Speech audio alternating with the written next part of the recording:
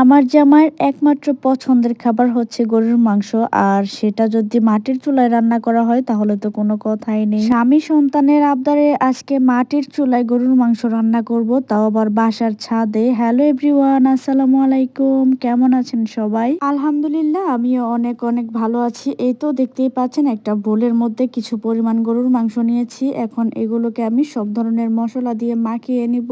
ছোটবেলায় আমার মাকে আমি সব সময় দেখতাম, আব্বা যখনই একদম টাটকা টাটকা গরুর মাংস নিয়ে আসতো, মা এইভাবে সব ধরনের মশলা দিয়ে আগে মাখিয়ে নিত। আমার মা সব সময় বলতো এভাবে সব ধরনের মশলা দিয়ে মাংসটাকে খুব ভালোভাবে মাখিয়ে নিলে পরে নাকি মাংসের মধ্যে সমস্ত মশলাগুলো ভালোভাবে ঢুকে যায়। তো যাই হোক, আমিও ইদানিং দেখা যায় যে মাঝে মধ্যে বেশিরভাগ সময় এইভাবেই রান্না করি। আমার মতো এইভাবে আপনারা কে কে গরুর মাংস রান্না করতে পছন্দ করেন সেটা কিন্তু অবশ্যই কমেন্ট বক্সে জানিয়ে যাবেন। আপনাদের সাথে কথা বলতে বলতে এখানে আমি বেশ কিছু পরিমাণ পেঁয়াজ কুচি, মরিচের গুঁড়া, হলুদের গুঁড়া, ধনিয়ার গুঁড়া, জিরার গুঁড়া, গরম মশলার গুঁড়া, আদা রসুন বাটা, পরিমাণ মতো তেল দিয়ে মাংসটাকে খুব ভালোভাবে হাতে মাখিয়ে নিচ্ছি। এই যে দেখুন, মোটামুটি মাখানোর মধ্যে কিন্তু খুব সুন্দর একটা কালার চলে এসেছে।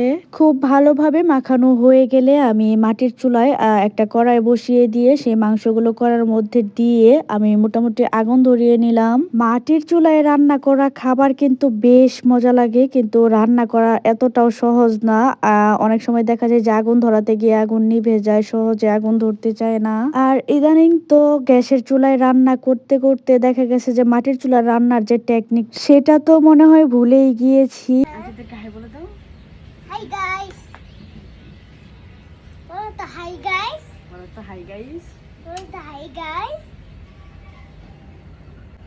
তুমিও বলো তো hi guys. হাই গাইস, এভাবে হাই বলে দাও।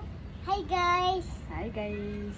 তুমি বলতেই পারো। তুমি যদি আমার মতো বলো, আমিও তোমাকে 1,00,000 টাকা দিয়ে দেব। তাই নাকি? 1,00,000 টাকা দিয়ে দিব আমাকে? হ্যাঁ, দেখেছো? তাও তোমাকে 1,00,000 টাকা দিয়ে দেব। আচ্ছা, ঠিক আছে।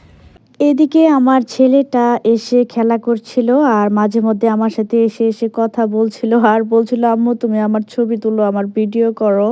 সবাই আমার সোনা বাবাটার জন্য দোয়া করবেন। এই তো মোটামুটি গরুর মাংস কষানো হয়ে যাচ্ছে। আমি কিন্তু এখানে এখনো পর্যন্ত কোনো রকম পানি ব্যবহার করিনি। এভাবে কষানো হয়ে গেলে একদম যখন পানিটা শুকিয়ে যাবে তখন আমি পরিমাণ মতো পানি দিয়ে একেবারে মাংসটাকে রান্না কমপ্লিট করে ফেলবো। 25-30 মিনিট রান্না করার পর আমার গরুর মাংসের রান্না প্রায় হয়ে গিয়েছে। তো আজকের এই ভিডিওটি আপনাদের কাছে কেমন লেগেছে সেটা অবশ্যই কমেন্টে জানাবেন। সকলে ভালো থাকবেন। আল্লাহ হাফেজ।